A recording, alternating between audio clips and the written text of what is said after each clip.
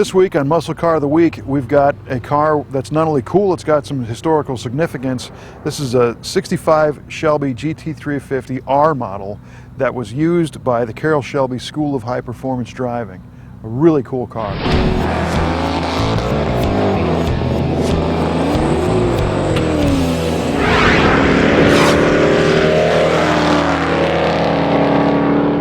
For Shelby fans, this car is unbelievable. It's got several storylines wrapped up in the course of its life cycle, and it is super cool to see that this car exists today.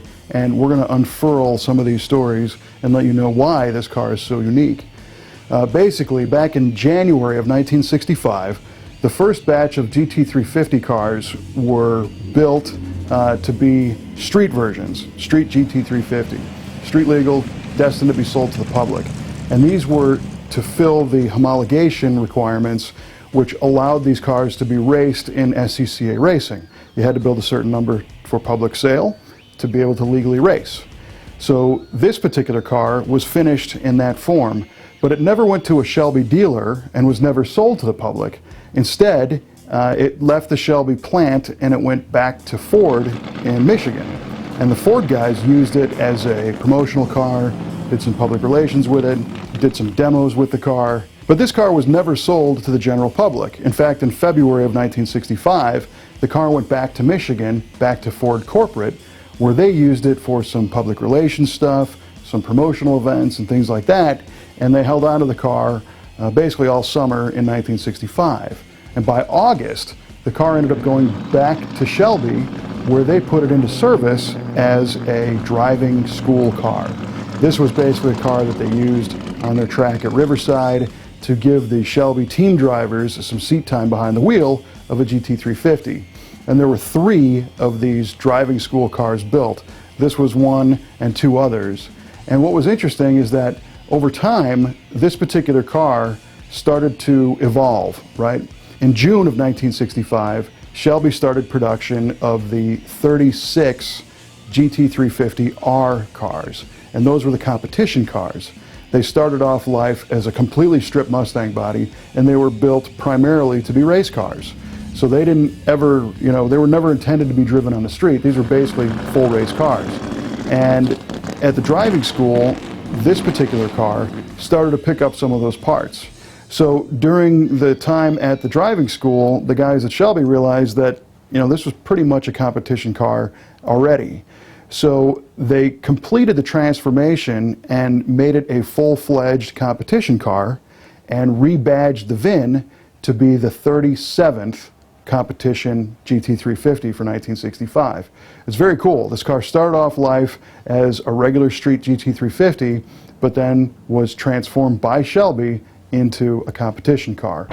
There are quite a bit of differences between a regular GT350 and the R model, and then this one too. The main one you notice is the rear window. This is the R model competition rear window. It's plexiglass, and it's got a slot cut out, and that allows the high pressure in the car to escape without blowing the window out. It also has these straps that keep it down and some tabs riveted in. And that was rumored to be worth about 5 miles an hour on a high-speed stretch. So it's cool looking and very functional. They've got an oversized fuel tank, which I think was made from 2 standard Mustang tanks that were welded together for increased capacity. There's a hood pin through the rear deck lid, which is race only. The riveted on rear window fillers, the side exit exhaust down here. Of course, it's got Goodyear Blue Streak racing tires. This one is completely devoid of any creature comforts inside. There's no window regulators. You've got a strap here that you can slide the window up and down. You can see the window frame is aluminum and welded together. And I think that saved about 25 pounds off the weight of the car. They've got no sound deadener. They've got no creature comforts. It's got competition gauges. It doesn't have the center pod that the normal street versions had. You've got full-on racing seats. There's no mat or anything on the floor. This is more of a racing mirror. This little bullet here, of course, is lettered up as the Shelby School of High Performance Driving instructor vehicle. The Kelsey Hayes disc brakes, another set of Goodyear Blue Streaks in front. They ran 15 by 7-inch wheels, so the front fenders are flared to accommodate the bigger wheels and bigger tires. They have the revised front geometry on the suspension, which you can see how low the car sits to the ground. Lowering it makes it look cool, but also made everything handle better by changing the pickup points on that front suspension. And when this one, you open the hood and there's no hood springs at all, there's no windshield wipers at all, of course there's no bumper in the front. It's an entirely new design, designed to bring cool air through the radiator and the competition oil cooler, as you see installed on this one, under the hood. They also had a high-rise intake manifold, a race-tuned 715 CFM Holley carburetor, a special set of Cyclone Tri-Y headers, and a different camshaft which bumped horsepower in the 350-360 range. It's just a bare-bones stripped version made to be as light as possible to be an R competition model car. But that's what makes it so cool, because so many people drove this at the Shelby driving school. You get some time behind the wheel in this, you can go race. And interestingly, by 1967, this car was used as the prototype for the big block 427 GT500 program that came out in 1967. So the car's got a very storied history. It was eventually sold by the Shelby guys without the 427 motor to a gentleman named Richard Rice, who raced it all up and down the California coast in SCCA events, and eventually blew up the motor and parked it. And it was found in 1988 in a garage in Fresno, California, and it was subsequently restored. You know, the question is, what do you restore it to? Do you restore it back to day one, where it was a GT350 street version, or do you make it a competition coupe?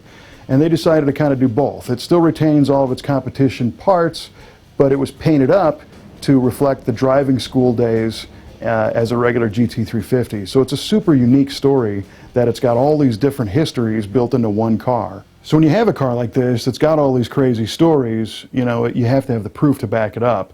And one of the cool things about this car is all of the original body panel stampings are still there, proving that it's the same car that went through these transformations.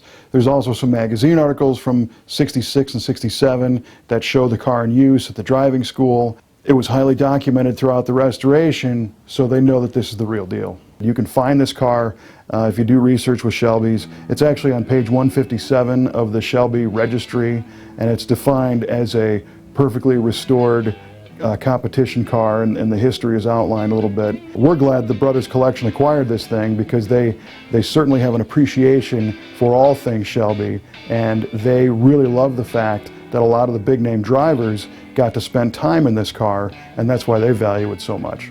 And this car is more than just made to look like a race car. The way it's prepped right now, as it sits, it's ready to go hit the track. It's got current spec seat belts, it's got a fire system, the engine's tuned up and ready to rock. So this could be a legitimate race car if you wanted to go race today. Very cool. We'll have more pictures of it on our website at musclecaroftheweek.com. You can share this one with your friends on Facebook, on our Facebook page, and the videos are always on YouTube, and you can subscribe so you never miss one.